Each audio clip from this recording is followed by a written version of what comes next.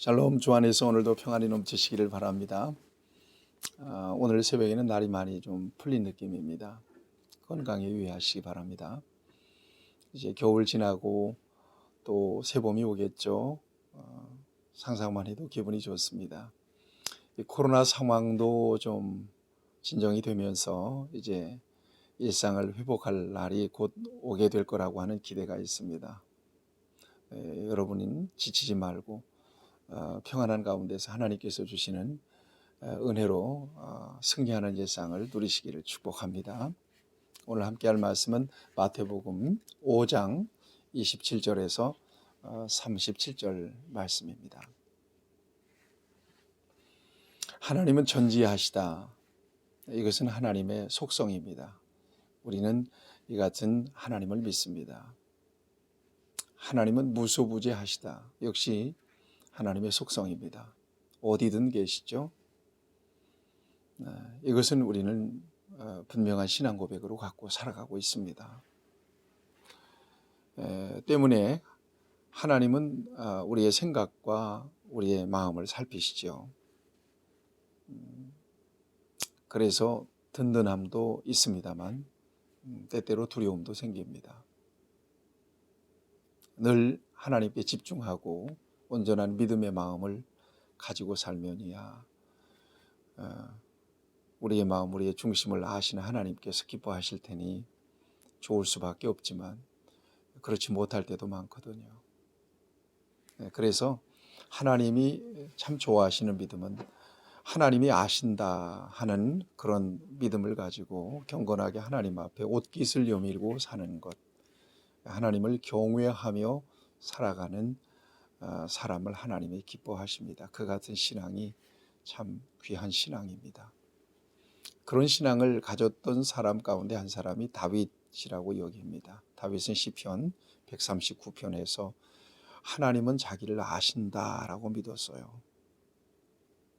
앉고 일어섬을 아시고 저 바다 끝에 거해도 하나님은 거기 계셔서 자기를 감찰하신다고 믿었어요. 그 같은 삶이 얼마나 경건했겠습니까?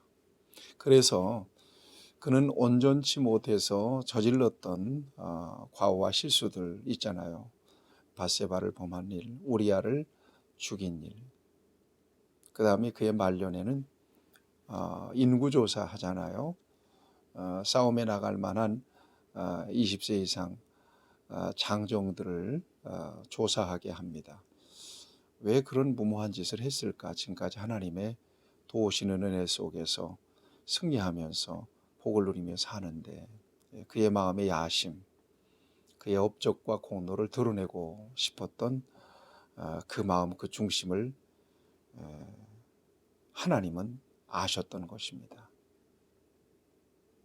밧세바를 범했을 때도 나단 선자를 통해서 소상하게 다 밝히시니까 하나님이 아셨구나, 보셨구나. 그리고는 하나님 앞에 마음을 내려놓고 무릎 꿇고 통회하고 자복하고 회개할 수밖에 없게 되는 것이지요. 인구조사 끝에는 결국 그 다윗의 마음이 하나님 앞에 들통나서 징계를 받잖아요. 그래서 전염병으로 7만 명이나 죽습니다. 두려운 하나님이십니다. 그 하나님 앞에 저와 여러분들이 지금 살아가고 있다는 것을 한시도 잊어서는 안 될 것이고 주님의 눈치, 표정을 살피면서 오늘도 살아가시기를 바랍니다. 그 같은 차원에서 오늘 말씀을 보면 어제도 동일한 말씀을 주셨어요. 옛사람에게 말한 바 살인하지 말라. 살인, 사람을 죽인 거잖아요. 그건 율법에서는 사람을 죽인 자는 죽였단 말이에요. 그러니까 율법은 살인이라고 하는 결과와 그 현상만으로 정죄하고 판단합니다. 그렇지만 예수님은 좀 더 깊이 근본적으로 보셨어요. 왜 사람을 죽였냐? 뭐 때문에 죽였다는 거예요? 미움 때문에 죽였다. 징후 때문에 죽인 거다. 그래서 예수님은 그 마음속에 숨겨진 미움과 징후까지 살인으로 보신 거죠. 오늘 말씀도 동일하게 무엇이 간음이냐? 여자를 보고 음욕을 품은 사람, 음욕을 품고 여자를 바라보는 것, 그것 자체가 간음이다, 이렇게 본 거예요. 좀 더 근본적인 차원에서 율법을 해석하시고 또 적용하고 계시는 주님의 모습을 보게 됩니다. 거짓말, 이건 마음속에 거짓이 있기 때문에 말로 나오게 된 거죠. 비난도 역시 마찬가지고요. 드러난 모든 행동은 그 마음의 동기로 이루어지게 되는 것입니다. 그 동기까지도 우리 주님은 살피시고 그 다음에 정죄하시는 것을 오늘 성경은 우리에게 보여주고 있습니다. 27절, 28절 말씀이 그렇습니다.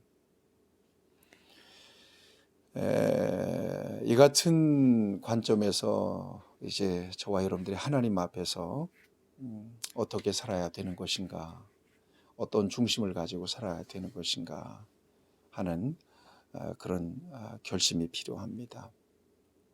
경건이라고 하는 것은 침묵하고 조용하게 사는 것을 의미하는 것이 아니고요.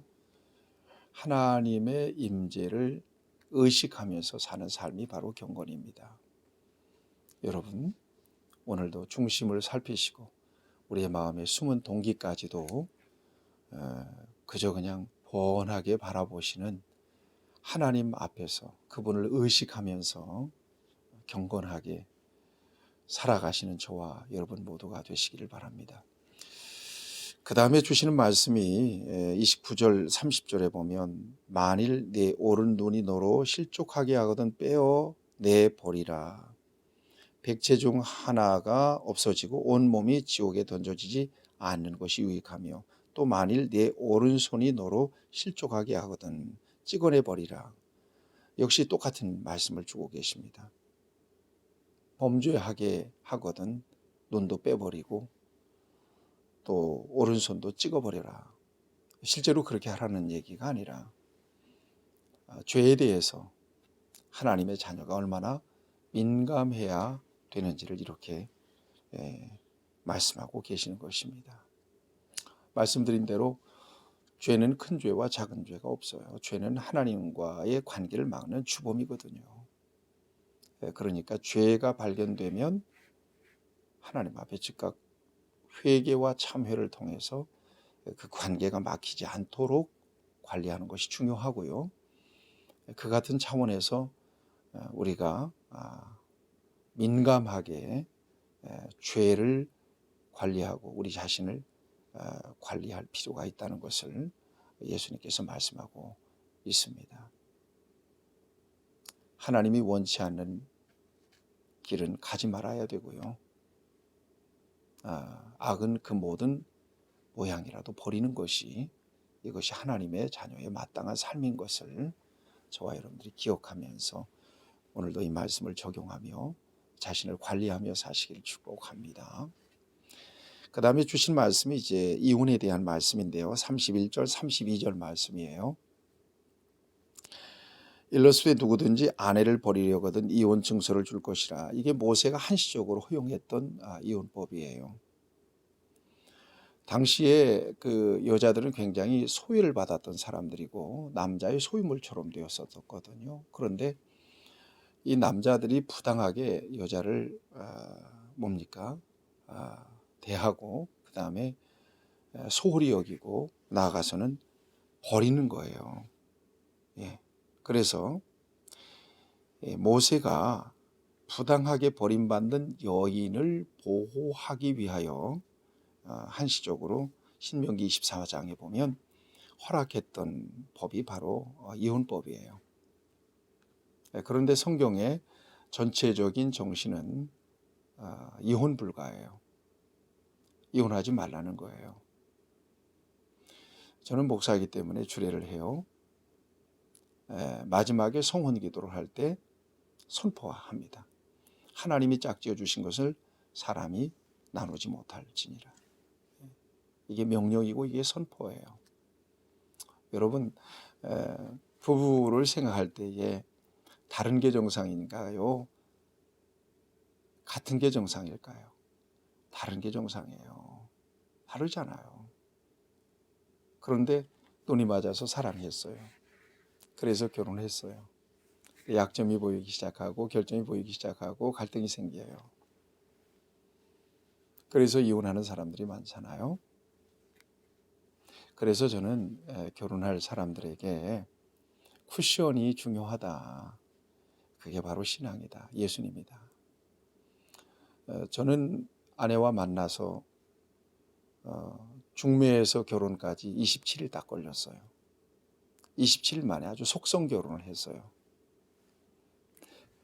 무모하다고 느끼실 수 있겠습니다만 저같이 믿음 좋은 사람도 없을 겁니다. 근데 잘 살고 있습니다. 하나님의 눈이 더 정확하다. 그리고 신앙이 맞고 사명이 맞으니까 나머지는 다 맞아요. 연약함은 가려지게 되고요. 또 내 의지로 사랑할 수 없는 영역은 주님의 사랑으로 사랑할 수 있어서 아내가 사랑스럽습니다. 그리고 그렇게 귀할 수가 없어요. 아내도 역시 저를 귀하게 여깁니다. 여러분 소중히 여기셔야 돼요. 성경은 깊이 한 몸으로 사랑하라 원리가 있어요. 아내는 남편을 사랑하세요. 조건으로 사랑하지 말고 그저 남편이기 때문에 사랑해야 된대요. 존경해야 된대요. 또 남편은 아내를 연약한 그릇으로 알아서 사랑해 주어야 됩니다. 조건 보지 말아야 돼요. 나하고 다르기 때문에 연약하다고 자꾸 박해하면 안 돼요. 그 죄 짓는 거예요. 하나님과의 관계가 막혀요. 깊이 사랑할 수 있어야 되는 거죠.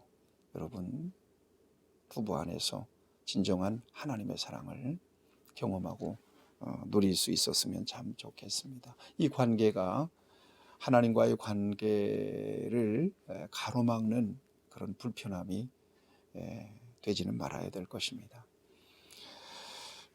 또 말씀하십니다. 33절을 보면 옛사람에게 말한 바 맹세하지 말라 그랬어요. 맹세하지 말라. 의식적으로 여러분 맹세하지 마셔야 돼요. 왜 그런 줄 아세요? 우리가 맹세한 바를 지켜낼 만한 능력이 없기 때문에 그렇습니다. 그러므로 맹세는 그 자체로 위선이 돼요. 그거 하지 말래요. 그래서 절대로 그런 말을 자주 사용하는 사람은 좀 의심해 볼 필요가 있어요. 사람 절대로가 어디 있어요. 그럴 수도 있고 저럴 수도 있는 거거든요. 분명히 약속했어요. 그런데 약속을 어겼어요. 그럴 수 있거든요. 그러니까 상대 측에서는 그럴 수 있다고 받아주는 게 중요하고요. 내가 꼭 목숨을 걸고 내가 약속을 지킬게. 그런 무모한 약속을 하면 안 돼요. 왜냐하면 그같이 약속을 지킬 만큼 사람에게 능력이 없기 때문에 그렇습니다. 이걸 아시는 하나님께서 주님께서 하늘로도 말고 그 다음에 뭘로도 말라 그랬어요? 예루살렘으로도 말고요. 머리로도 말래요. 도무지 맹세하지 말라고 말씀하고 계십니다. 여러분 약속은 신실하게 지키는 거죠. 특별히 하나님 앞에서 한 약속은 소원의 의미가 있기 때문에 지켜야 돼요. 사명 지켜야 돼요. 직분도 지켜야 돼요. 저는 목사예요. 매일 에브리데이 목사가 행복할 것 같습니까? 그렇지 않아요. 그럼에도 불구하고 하나님 나를 부르셨다.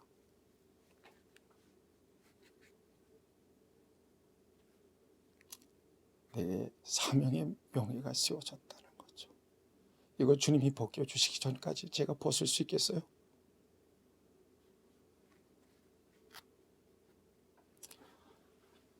하나님께서 우리에게 주신 사명과 직분에 대한 약속, 선언, 이거 중요해요.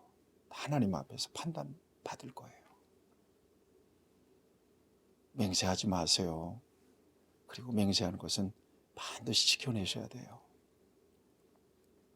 오늘도 여러분들의 자리에서 하나님 앞에 신실함을 보이는 그런 은혜가 여러분에게 있기를 축복합니다. 사랑하는 여러분, 많이 힘들고 어렵습니다. 우리가 붙잡아야 되고 바라봐야 되는 것은 믿음의 주요 온전케 하시는 우리 주님밖에 없어요. 주님 안에 견고히 서서 믿음 안에서 하나님의 나라가 있잖아요. 소망 가운데 그때까지 중단 없이 우리에게 주신 귀한 사명 감당하며 달려가시기를 바랍니다. 하나님은 동기를 살피신다. 그리고 작은 죄에도 민감하게 자신을 관리하면서 오늘도 살아갈 수 있기를 주님의 이름으로 축복합니다. 기도하시겠습니다. 좋으신 하나님, 오늘 우리의 중심을 살피시는 하나님께서 우리의 중심을 살피시고 바라보실 때 어떠십니까? 경건하게 하나님 의식하고 눈치 살피면서 주님을 경외하는 믿음으로 하나님께 기쁨이 되기를 원합니다. 죄에 대해서는 민감하게 자기를 관리할 수 있는 지혜와 용기를 주시옵소서. 우리 연약함을 아시고 우리를 긍휼히 여겨주시는 주님을 높여드립니다. 오늘도 앞서 인도해 주옵소서. 예수님의 이름으로 기도하옵나이다. 아멘. 여러분 평안하십시오.